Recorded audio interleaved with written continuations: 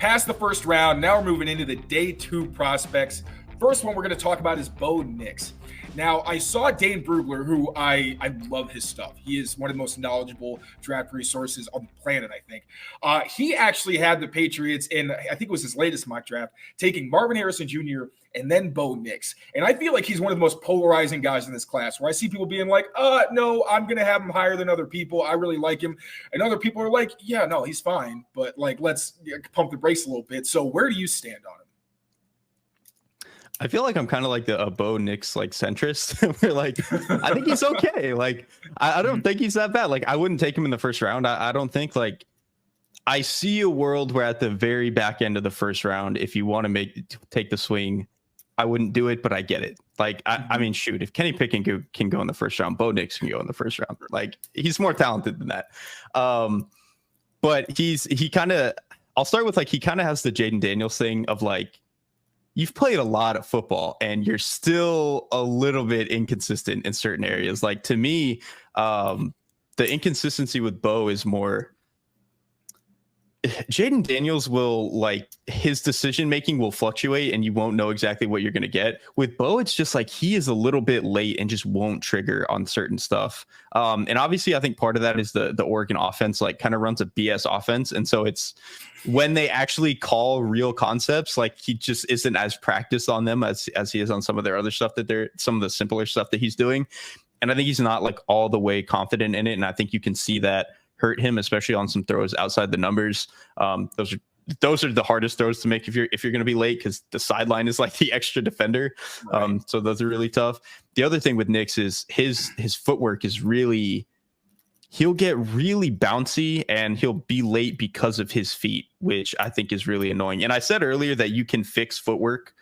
You can fix like drop back footwork. And I think that's really his biggest issue. But again, he's played for 5 seasons in multiple systems. Like, you're 23, 24 years old, man. Like you should have this a little bit more figured out than you do at this point.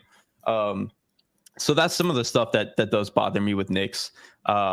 He's like when you have these older players, like I said, who don't feel complete yet, that is always going to bother me. At the same time, he's got the tools, dude. Like he's built. I think he's like kind of has the same dimensions as like Jalen Hurts. I don't think he's quite as rocked up as Jalen Hurts is, but that dude can squat 600 or whatever. So it's a little bit of a different category. But I think he's kind of similar in that sense. Athletically, I think he's really quick and it's not just that he's quick, but he kind of has the Caleb-ish quality to him where as soon as he sees color flash, he knows to go and he knows where to go and he'll get out. He's very agile, all that sort of stuff. In the open field, he's like, pretty good runner. He can get you for 20 yards if you let him. He's not going to be Jaden Daniels, but like he can go get yards if you need him to. And I think in the NFL nowadays, you got to have a guy who can at least go get you 10 when you need it every now and then. And I think he can go do that. And then you can use him as a designed runner a little bit in the red zone. And I think that's pretty valuable. In terms of his arm talent, I think it's pretty good. Like, I don't think it's elite, but like he can rip some of the posts they put in this offense. He can rip some throws over the middle. I think especially off platform, he's one of those guys where, sometimes you see quarterbacks who have even good arms. When they throw off platform, they just lose a little something or they lose a little bit of control. I don't think that's an issue with Nix. I think he throws pretty well outside the pocket and on the move. I think he can maintain that sort of stuff. So he's to me a dice roll I'm kind of willing to take on day two. I want to be clear about the day 2 part because I just think when you look at the tools, the athletic ability, the arm talent, some of his creativity, I think is actually pretty impressive. I think it's worth seeing if you can get something out of him. Again, I think you might have to simplify the offense for him a little bit. Probably never going to be an elite processor, but you could reasonably get, I think, decent starting quarterback play out of him. The NFL season is wrapping up, and there's still time to get in on the action with FanDuel, America's #1 sportsbook. Right now, new customers get $150 in bonus bets, guaranteed when you place a $5 bet. FanDuel, official partner of the NFL. So in this hypothetical situation, if the Patriots have their shot at Drake May or Jaden Daniels, and they decide we're going to get a ridiculous wide receiver, maybe even if it's like a Joel or someone like that, where it's like you walk into the NFL and you're one of the best players at your position day one, and then they do get Bo Nix. Is that going to be the kind of thing where if you're a Pats fan, you're like, I can talk myself into it maybe? Or is it like, no, that's a decent choice? Like, you don't, I feel like because there's all these super powered quarterbacks, like you think you need that generational guy, but it's still a team sport. Like if you've got a good offensive line, good protection, you're not running for your life, and you've got one-star receiver and a bunch of guys who do their job. Is that the kind of situation where you think they're a legitimate playoff contender moving forward pretty quickly? Or is it like, yeah, but you passed up on a kind of player that could be in certain ways a not generational prospect, but like a potential blue chip prospect if you develop them well, who could kind of rise all ships, even if the supporting cast isn't great? What is it? That was a long-winded question, but how would you feel about either one of those scenarios?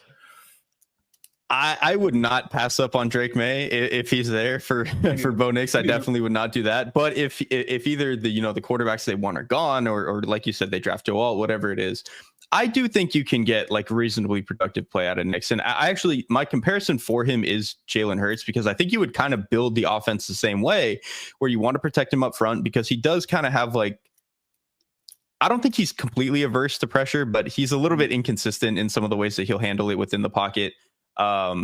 And so like you kind of need to protect him the way that Hurts is protected in that sense. And then I think the way that the offense functions in Philadelphia, at least last year when it was good, was a lot of like, okay, we're going to run RPOs. We're going to throw a bunch of corner routes to our tight end, corners and sail routes. We're going to throw as many go balls as we can get away with to our really good receivers. And we're going to kind of try to just hone in on a few things and spam that over and over again, and then use the quarterback in the run game. I don't think Nix is going to be as effective as Jalen Hurts, but he can be as effective a runner as Daniel Jones, and Daniel Jones is a pretty dang good runner. And so I think that you can get that style of offense, and you can get, I think, like top half offense out of a player like that. Again, like I don't know, it's not like a certainty, but I think that's like, if you take that in the second round or something, I don't think it's out of the realm of possibilities at all. I don't think the Pats would have scoffed at that last season. I think that might have gotten them in the range where they couldn't get a really good quarterback if they had somebody like that.